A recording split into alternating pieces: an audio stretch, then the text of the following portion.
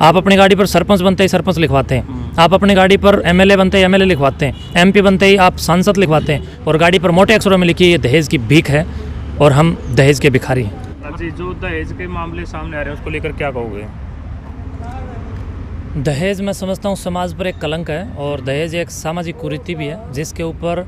कहीं ना कहीं शासन और प्रशासन ढील बरत रहा है। मैं समझता हूँ कड़वे कानून ना होने के कारण या प्रशासन और शासन कड़क ना होने के कारण इस प्रकार की गतिविधि समाज के अंदर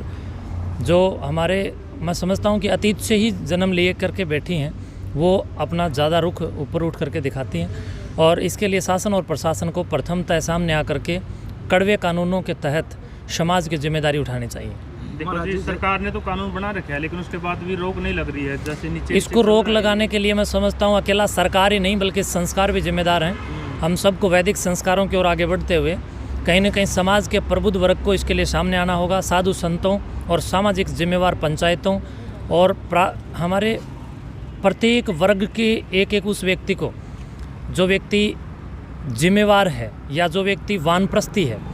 उस व्यक्ति को भी कहीं ना कहीं जागरूकता अभियान छेड़ करके साधु संतों के साथ मिल करके या अधिकारियों के साथ मिल करके एक जागरूकता का अभियान भी पुनः चलाना चाहिए। उसी के तहत मैं समझता हूँ कहीं ना कहीं ये कुख्यात बीमारी और कलंक इस समाज के मुख से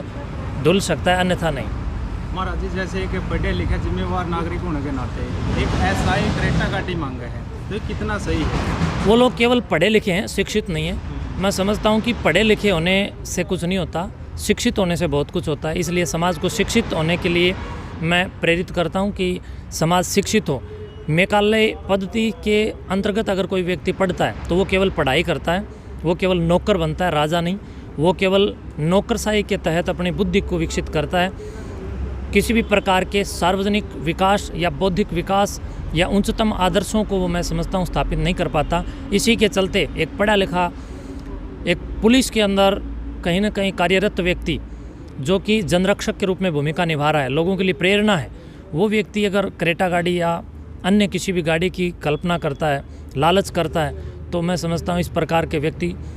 समाज को पहचानने चाहिए और ऐसे लोगों से समाज को दूरी बनानी चाहिए। और महाराज जी, कुछ लोग हैं जो हैसियत से ज़्यादा देने की कोशिश करते हैं अपना नाम चमकाने के लिए, उनके लिए क्या कहेंगे? मैं समझता हूँ कि अगर कोई लोग इस प्रकार की कोशिश कर रहे हैं तो वो कहीं ना कहीं अपनी बेटी को भी लालची बनाने का काम कर रहे हैं और समाज के अंदर लालच को बढ़ावा और अन्य उन लोगों की लालची हवस को बढ़ाने का काम कर रहे हैं जो कि दहेज की आड़ में करोड़पति बनना चाहते हैं। और जो प्रत्येक व्यक्ति दहेज लेना चाहता है, मैं उस व्यक्ति से कहूँगा कि दहेज की गाड़ी पर आप लिखवाइए दहेज की भीख। आप अपनी गाड़ी पर सरपंच बनते ही सरपंच लिखवाते हैं, आप अपनी गाड़ी पर एमएलए बनते ही एमएलए लिखवाते हैं, एमपी बनते ही आप सांसद लिखवाते हैं, तो आप दहेज में ली हुई गाड़ी के ऊपर सार्वजनिक रूप पर सामने आकर के अपने आप को हीरो बनाने की आप जो कोशिश कर रहे हैं उसकी सच्चाई लिखिए और गाड़ी पर मोटे अक्षरों में लिखिए ये दहेज की भीख है और हम दहेज के भिखारी हैं। महाराज जी, आप लगातार समाज में काम कर रहे हो, तो आप भी कोई मुहिम स्टार्ट कर रहे हो क्या इसके विरोध में, जैसे दहेज के मामले सामने आ रहे हैं? नाथ संप्रदाय का गौरव और राजधानी कहलाने वाली हमारी मुख्य पीठ श्री दादा कालापीर मठ कोत प्रतिवर्ष अपना वार्षिकोत्सव कार्यक्रम करती है, जिसके अंतर्गत पिछले वर्ष भी ये कार्यक्रम बड़े भव्य दिव्य और उज्जवल ढंग के साथ हम लोगों ने किया था।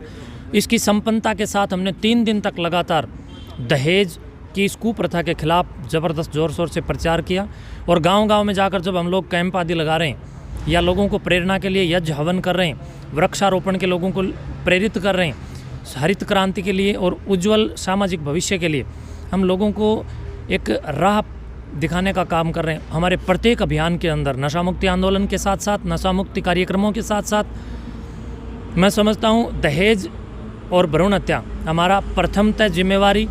और प्राथमिकता रहती है, जिसके तहत हम लोगों को इस दहेज की कुप्रथा से बाज आने के लिए आगाह करते हैं और इसका गुरेज करने के लिए, इसका परहेज करने के लिए लोगों से हम निवेदन करते हैं, उनको प्रेरणा भी देते हैं और लोगों से हम लोग अपील भी करते हैं। महाराज जी, जो जनवरी में हर वर्ष मेला भर है, अब की बार क्या तैयारी है? अब की बार हमारा ये कार्यक्रम हमने पिछले 2-3 साल से जो इतने ऊंच लेवल पर प्रारंभ किया, मैं समझता हूँ कि उस कार्यक्रम के अंदर हम लोगों ने कुछ ट्राई करके देखा था, कुछ प्रयास करके हम लोगों ने देखे कि हम लोग कहाँ तक सफल हो पाते हैं। ये सामाजिक कुरीतियों के विरुद्ध और नशाखोरी के विरुद्ध कोत मठ के दिव्य श्री महायोगी दादा कालापीर जी महाराज का ये जन्म महोत्सव कार्यक्रम केवल और केवल धार्मिक गतिविधियों के ऊपर ही आधारित नहीं है, बल्कि ये कार्यक्रम समाज के अंदर फैली हुई बुराइयों को नष्ट करने के लिए भी है। ये कार्यक्रम हम लोगों ने बड़े स्तर पर करके देख लिया, समझ लिया, जान लिया कि हम लोग इसमें सफल हैं। तो ये कार्यक्रम अब की बार हम लोग जनवरी की ठंड में लोगों को ठिठुरता हुआ नहीं देखते हुए मनाएंगे, बल्कि मार्च में जब शिवरात्रि आती है तो शिवरात्रि के अंतर्गत हम लोग 3 दिन का ये कार्यक्रम करेंगे जो मार्च के प्रारंभ में होगा। चलो ठीक है, धन्यवाद। शुभकामनाएं। आप सभी का भी धन्यवाद और आपके समस्त जितने भी चैनल यहाँ पर आप लोग मौजूद हैं, आप सभी युवाओं का भी मैं बहुत बहुत धन्यवाद करता हूँ। और आप लोग भी दहेज और इस प्रकार की कुरीतियों के खिलाफ काम करें। शुभकामनाएं।